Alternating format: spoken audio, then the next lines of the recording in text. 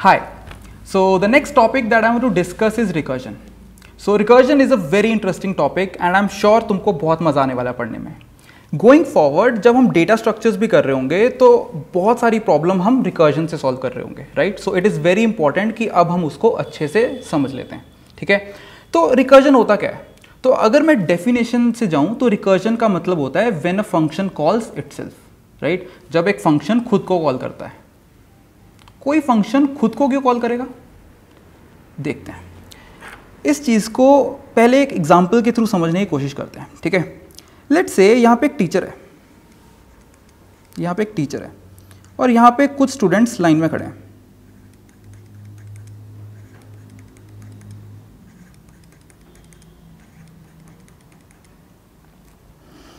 Teacher ने first student को question पूछा कि please tell me the value of 5 factorial. ठीक है, 5 फैक्टोरियल की वैल्यू बता दो. ठीक है, 5 फैक्टोरियल एक्चुअली होता क्या है? 5 फैक्टोरियल होता है 5 into 4 into 3 into 2 into 1, right.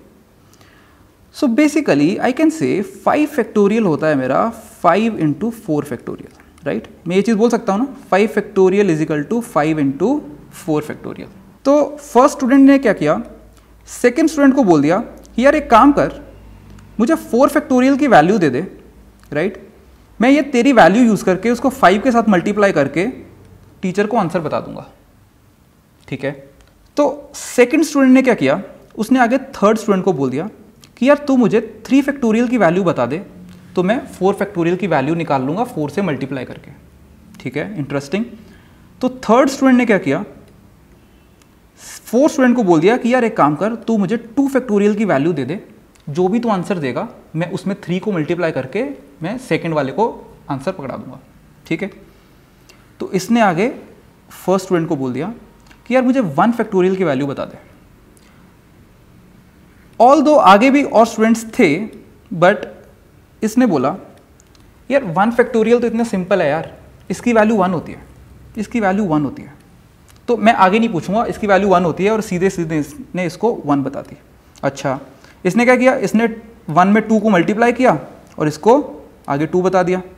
इसने 3 से मल्टीप्लाई कर दिया उस वैल्यू को, आगे 6 बता दिया. इसने 4 के साथ मल्टीप्लाई कर दिया, इसने आगे इसको बता दिया.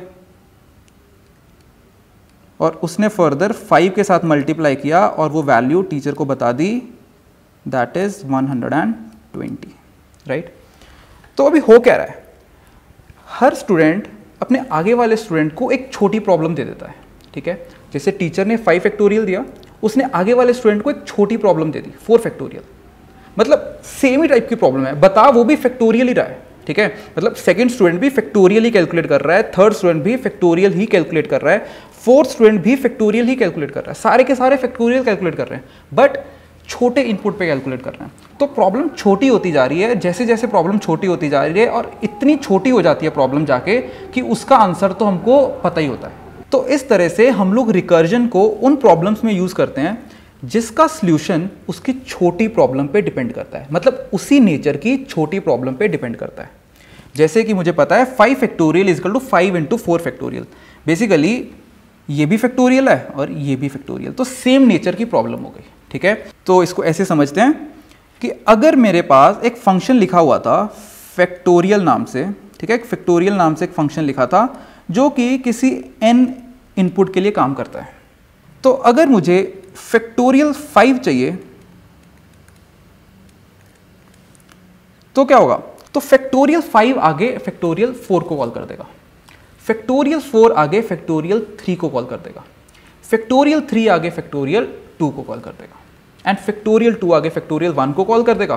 फैक्टोरियल 1 के पास ऑलरेडी वैल्यू है, इस तरह से फिर वो वापस जाना शुरू हो जाएगी और वो अपना 2 मल्टीप्लाई कर देगा, अपना 3 मल्टीप्लाई कर देगा, एंड सो ऑन, सारा के सारा चलता जाएगा और फाइनली हमारा आंसर हमें मिल जाएगा. तो बेसिकली फैक्टोरियल फंक्शन ही फैक्टोरियल को कॉल कर रहा है, but for a smaller input. चलो इसको अब थोड़ा कोड के थ्रू समझने की कोशिश करते हैं. एक जल्दी से एक फाइल बना लेते हैं, recursion.cpp. Okay, so I'll just pick some code. Okay.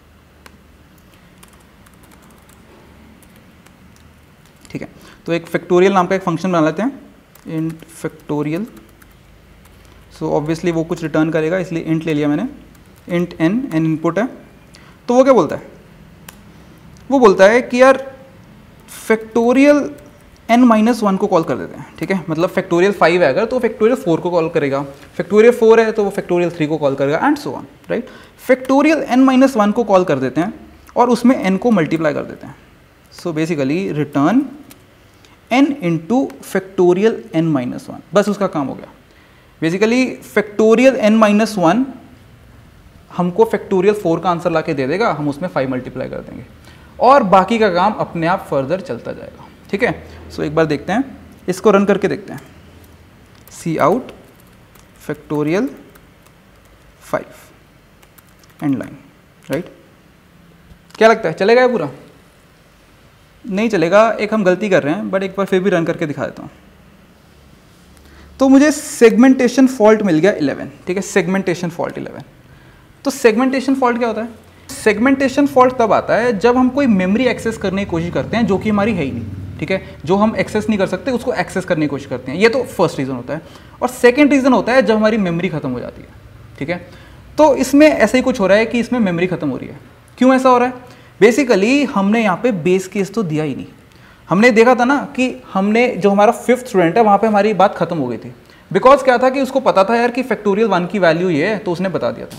But अगर हम लोग ऐसी कोई कंडीशन लगाएंगे नहीं कि कहाँ पे रुकना है, तो कॉन्स्टेंटली जाता जाएगा। फैक्टोरियल 1 आगे फैक्टोरियल 0 कॉल कर देगा, फैक्टोरियल 0 फैक्टोरियल -1 को कॉल कर देगा, -2 -3 -4 माइनस इन्फिनाइट तक वो चलता ही जाएगा, हमेशा चलता जाएगा, कभी रुकेगा नहीं। तो रोकना तो पड़ेगा ना उसको, जैसे हमने डिस्कस किया। तो रोकने के लिए हमको एक कंडीशन देनी पड़ती है जिसको हम बोलते हैं बेस कंडीशन, ठीक है, बेस केस बोलते हैं। तो वो लगा लेते हैं जल्दी से। इफ n = 1 रिटर्न 1, ठीक है, कि अगर n की वैल्यू 1 है तो 1 रिटर्न कर दो, क्योंकि 1 फैक्टोरियल 1 होता है। यहाँ पे 0 भी लगा सकते हो, both are correct, because 0 factorial भी 1 होता है। n = 2 भी लगा सकते हो, लिख दो n = 2 रिटर्न 2, ठीक है। 2 फैक्टोरियल की वैल्यू 2 होती है, बट उससे प्रॉब्लम क्या आएगी, किसी ने अगर 1 फैक्टोरियल पूछ लिया तो, राइट। लेट्स से n = 0 रहने देते हैं, रिटर्न 1, ठीक है, return n into factorial n-1। अब इसको रन करने की कोशिश करते हैं, जल्दी से विंडो क्लियर कर देते हैं। So if I try to run this now, I am getting 120, मुझे मेरा आंसर मिल रहा है, ठीक है। सो एक बार जल्दी से फाइनली लास्ट टाइम डिस्कस कर लेते हैं अभी हुआ क्या है। तो एक फैक्टोरियल नाम का फंक्शन था, लेट्स से जस्ट उसकी शॉर्ट फॉर्म लिख देता हूँ। फैक्ट नाम का एक फंक्शन था जो कि n पे काम करता है, ठीक है। अगर मैंने n की वैल्यू 5 दी है तो फैक्टोरियल 5 कैलकुलेट होगा, फैक्टोरियल 5 आगे फैक्टोरियल 4 को कॉल करेगा, फैक्टोरियल 4 आगे फैक्टोरियल 3 को कॉल करेगा, फैक्टोरियल 3 आगे फैक्टोरियल 2 को कॉल करेगा, फैक्टोरियल 2 आगे फैक्टोरियल 1 को कॉल करेगा और फैक्टोरियल 1 आगे फैक्टोरियल 0 को कॉल करेगा। आगे कॉलिंग नहीं होगी बिकॉज हमने वहाँ पे कंडीशन लगा दी कि जैसे इस कंडीशन पे पहुँचो रुक जाओ, तो वो रुक जाएगा। जब फैक्टोरियल 0 से पूछा जाएगा तो बोलेगा कि यार मैंने तो 1 रिटर्न करना है, ठीक है, मेरे बेस कंडीशन में लिखा हुआ है 1 रिटर्न करना है, तो वो इसको 1 रिटर्न कर देगा। तो ये फैक्टोरियल 1 क्या करेगा, 1 को 1 से मल्टीप्लाई कर देगा, इसको फर्दर फिर से 1 रिटर्न कर देगा, ये इसमें अपना 2 लगा देगा और इसको 2 रिटर्न कर देगा, ये इसको 3 से मल्टीप्लाई करके इसको 6 रिटर्न कर देगा, ये इसमें 4 को मल्टीप्लाई करके इसको 24 रिटर्न कर देगा, एंड फाइनली फैक्टोरियल 5 इसमें 5 को मल्टीप्लाई करके आगे 120 हमको आंसर दे देगा। So 120 is going to be our answer. इस तरह से रिकर्जन काम करती है। But very important thing is कि गोइंग फॉरवर्ड हम लोग इतना सोचेंगे नहीं, राइट। हम लोग ये नहीं सोचेंगे कि यार फैक्टोरियल 5 ने 4 को कॉल किया, 4 ने 3 को, हमको ये सब सोचना ही नहीं है। हमको ये अज्यूम करके चलना है, ठीक है, फिर से सुन लो, हमें ये अज्यूम करके चलना है कि जो हमारी छोटी प्रॉब्लम का आंसर है वो हमको मिल जाएगा, ठीक है, उसमें हमको डाउट नहीं करना है, वो हमने मान लिया कि उसका हमको आंसर मिल जाएगा, ठीक है, ये हमारी हाइपोथेसिस हो जाएगी हमारे लिए कि उसका आंसर तो हमें मिल जाएगा। तो बेसिकली फैक्टोरियल n-1 का आंसर तो मुझे करेक्ट मिल ही जाएगा, बस मुझे फैक्टोरियल n-1 को यूज करके पूरी बड़ी प्रॉब्लम को सॉल्व करना है, दैट इज कि लास्ट स्टेप को सॉल्व कर देना, उसको n से मल्टीप्लाई कर देना। तो रिकर्जन की प्रॉब्लम सॉल्व करने के लिए जनरली हम लोग को 3 स्टेप्स देखने होंगे। सबसे पहले क्या है कि बेस केस का ध्यान रखना होगा, दूसरी चीज़ क्या है कि स्मॉलर प्रॉब्लम का ध्यान रखना होगा, और तीसरी चीज़ क्या है कि जो लास्ट स्टेप मेरा रह गया उसको सॉल्व करना होगा। ठीक है, तो ये जो बेस केस है ये हमको डिसाइड करना पड़ेगा क्या लेना है, जो कि छोटा ब्लॉक जिसका आंसर हमको ऑलरेडी पता है। स्मॉलर प्रॉब्लम हमको आइडेंटिफाई करनी पड़ेगी, राइट, और लास्ट स्टेप कि हमको स्मॉलर प्रॉब्लम को यूज़ करके बड़ी प्रॉब्लम को कैसे सॉल्व करना पड़े। और ये जो स्टेप है इसको तो मैं अज्यूम करूंगा कि स्मॉलर प्रॉब्लम का आंसर तो मेरे पास सही आएगा। ठीक है, बस मुझे लास्ट वाला स्टेप अच्छे से करना है और मेरा प्रॉब्लम सॉल्व हो जाएगा, राइट। सो आई होप कि रिकर्जन का बेसिक क्लियर हो गया है। तो गोइंग फॉरवर्ड हम लोग बहुत सारे क्वेश्चंस करेंगे प्रैक्टिस रिकर्जन के साथ। So I will see you in the next session. Thank you.